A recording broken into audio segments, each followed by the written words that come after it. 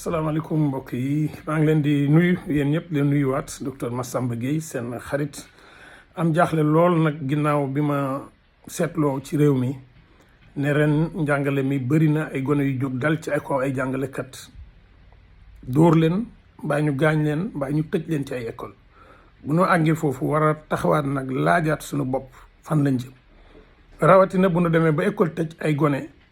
nekk ca daara ja ñuy jàngee école ba ñuy jàngee dem defuñu lenn lu dul yàq barab yi ñu doon jànge te dara xewut kenn tooñu leen loolu nag bu amee te ñun waajur yi jóguñu ñun waajur yi jàppuñu suñu loxo doom delloo ko fa mu ko defee wax ak moom ñun ñi nga xam ne ñoo yor barab yi jóguñu wax ñun ñi nga xam ne ñoo yor ministère yi ñun ñi nga xam ne ñoo bëgg a yor réew mi ñun ñëpp jóguñu wax artu xale yi delloo leen ci sago def naa ne dina am foo xam ne fañ jëm baaxut nanu dalaat ñun ñëpp ñu taxawaat ak fu nu féete nag muy ku yor nguur muy ku wut nguur muy ku yor syndicat muy ñun ñëpp nañu dalaat ndax lii nu gis fan yi xale yi du ko def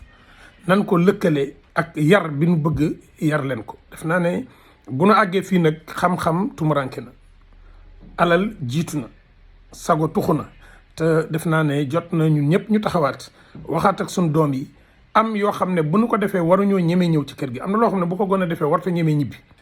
te loola nag moom lañu bëggoon rek ñu waxtaanee ci ñun ñëpp gën a xam ne nag lii ñuy seetaan nii muy raam bu àggee du fam jëm du baax ci kenn nag du baax ci kenn kon nanu delloowaat responsabilité bi parents yi